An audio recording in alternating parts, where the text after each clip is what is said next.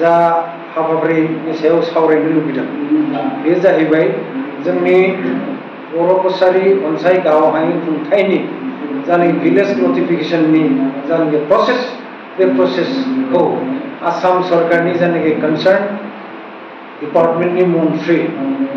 tribal एफेयार्सनि मानगिदिर doctor रनज Pegu बिथाङा बिराद स्पिडआव लांदों आरो जाबायदि लांदों बिथाङा खोब गोजोननांगोन आरो बिथांमोना बिथाङा जोंजों सावरायनो बिथाङा आवगायदों नाथाय जोंनि गेजेराव बिथांनि जानाखि नटिफिकेशननि प्रसेसआव रेसपेक्टिव डिस्ट्रिक्ट डिप्युटी कमिशनारनो रेसपेक्टिभ डिस्ट्रिक्ट कमिशनारनो जे दैथायहरनाय जे लाइजाम बे लाइजामाव माखासे ओनसोलनि बर' गामिफोरनि मुं फैयाखै माखासे जिल्लानि मुङा फैयाखै बेफोरबायदि जोंनि गेजेराव सावरायनाय जादों आरो सावरायनाया जाखादों नाथाय नैबे भार्चुवेल मिटिंनि गेजेरजों मानगिदिर मन्थ्रिनि रनज पेगु बिथांनि भार्चुवेल मिटिंनि गेजेरजों जाबायदि बिथाङा खेंफोरथि होदों डिस्ट्रिक्ट कमिशनारफोरनो बेवहाय बे बाथ्राखौ मोननायनि उनाव बे रादाबखौ मोननायनि उनाव जोंनि बर' गामिफोरनि जानाखि गोरों गोरा लोगोसे जिल्ला कमिटि खौसेथि बर' सुबुं आफाद दुलाराय बर' फरायसा आफाद माहारियारि आफादनि दैदेनगिरि बिथांमोना बेखौ बुजिनो हाबाय आरो नैबे साउथ कामरुप आरो गवालपारानि खोथाखौ जोङो सावरायनांगोन बेखौ सावरायनांगोन एसे आलादायै जोंनो आसाम सरकारा बा जोङो ट्राइबेल एफेयार्स मन्थ्रिया बुंदों जे नैबे साउथ कामरुप आरो गवालपारानि बर'फोरनि जानाखि साननाय हनाय बिथांमोना बर' कसारी अनसाय गावहाय खुंथायाव बर' कसारी वेलफेयार समाजाव थानो लुबैनाया बे थिगानो दङ एज पार एक्ट बे थिगानो दङ नाथाय बेवहाय मोनसे प्रसेसा सोलिबाय थादों बे ओनसोलखौ सिक्स एरियायाव लांनो नागिरनाय बे लांनो नागिरनायाव नैबे बर' गामिफोरखौ जोङो नैबे बर' कसारी अनसाय गावहाय खुंथायाव जों लांथ'नाय नङा आसाम सरकारआ बे रोखा ओंखायनो बेखौ जोङो दोनथ'नि नाथाय बेवहाय थानाय बर' माहारियारि आफादफोरनि जानाखि दैदेनगिरि लोगोसे नैबे बिटिएस सुक्तिनि एकर्ड जानाखि सिगनेटारि अर्गेनाइजेसन बा स्टेक हल्डार बिथांमोननि बे खोथा दङ बिटिएनि दानि गभर्नमेन्टनि खोथा दङ बर' कसारी अनसाय गावहाय खुंथायनि इन्टारिम एक्जिकिउटिभ काउन्सिलनि खोथा दङ बेफोरखौ सावरायनानै राभा आसाम अट'नमास काउन्सिलनि दैदेनगिरि बिथांमोनजों सावरायनानै बेफोरखौ जोङो समाधान खालामना लांनांगोन होननानै आसाम सरकार स्पष्ट भाबै होनदों आरो बिनि थाखायनो साउथ कामरुप आरो गवालपारानि जेसेबां माहारियारि बर' गौथुमफोर दङ बिथांमोननि क'अर्डिनेसन कमिटिनिफ्राय जागायजेननानै बिथांमोननो लाइजाम दैथायहरबाय चिफ मिनिस्टारा जोंनि रिकुवेस्टआव काउन्सिलनि आरो खौसेथि बर' माहारियारि आफादफोरनि खावलायनायाव चिफ मिनिस्टारा स्पिकारखौ निर्देश होदों जे थाबैनो साउथ कामरुप गवालपारानि बर' दैदेनगिरि बिथांमोनखौ लिंहरनांगौ आरो आगोलनि जानाखि डेट बे जाबाय 22 आगस्टआव जानो गोनां बे लाइजामखौ इतिमध्य बिथांमोना मोनजोब्बाय नाथाय दाख्लै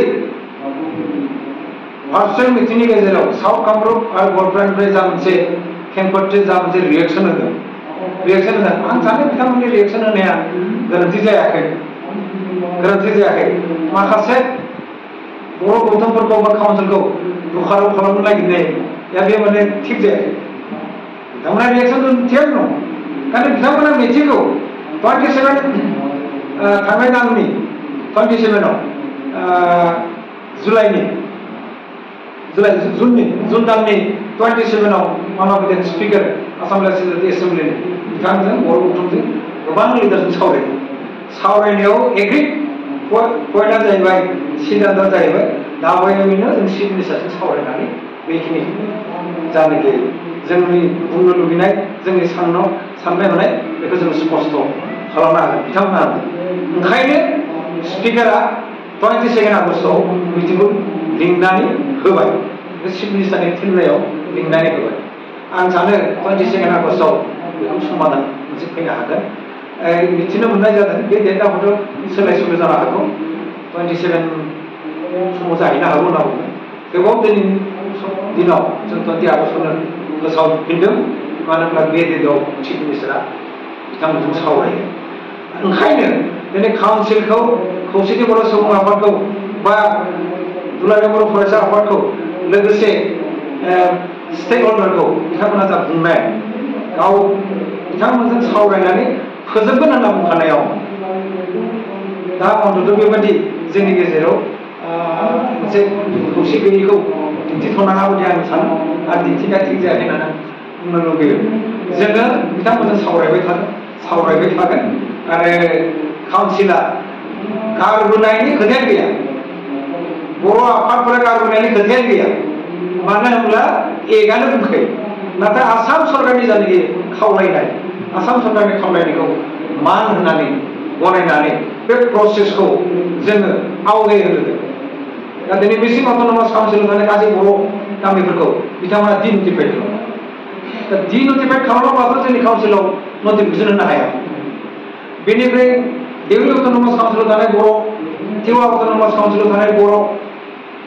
गुबुन गुबुन काउन्सिलफोराव थानाय बर'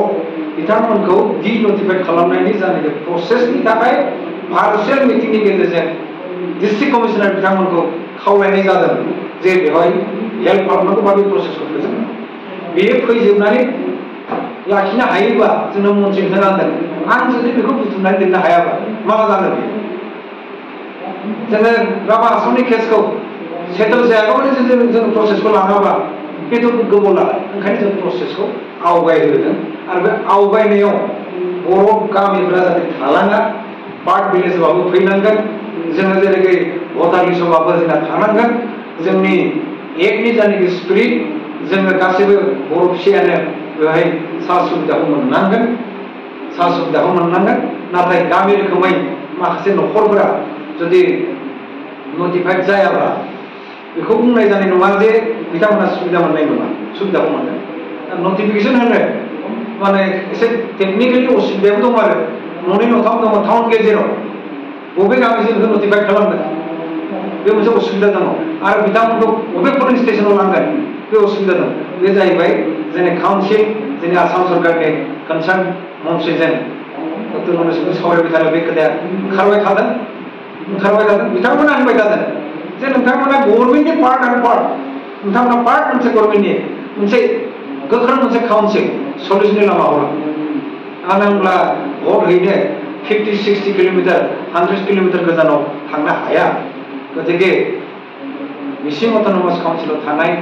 टिवा अट'नमास काउन्सिलाव थानाय देउरि अट'नमास काउन्सिलाव थानाय बे न'नै न'थाम बर' गामिफोरखौ गारबोबा ट्राइबेलनि जायनाखि ट्राइबेल जोङो ट्राइबेल काउन्सिलफोरा थांना थानांगोन मोजाङै थांना थानांगोन मानो होनब्ला बे काउन्सिला 1995 जोनोम जानाय काउन्सिल बे बर' फिसाफोरखौ बे काउन्सिला गोबां नायबाय गतिके बेखौ नोंथांमोनाबो गारबोनायनि सिन्ताधाराखौ लानांगोन आरो बेनि सलिउसनखौ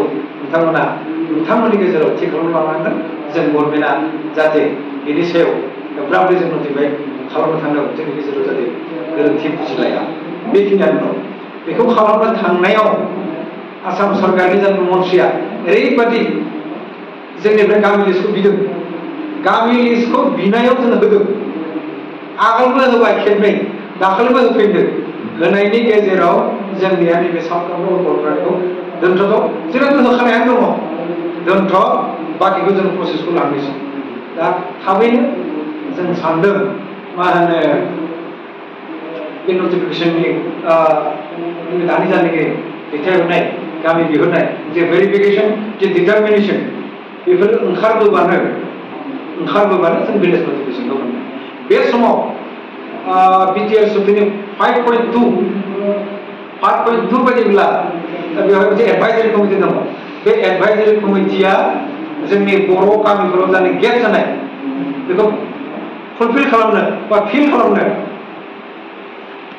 आप खालामनो माखासे डेभेलपमेन्ट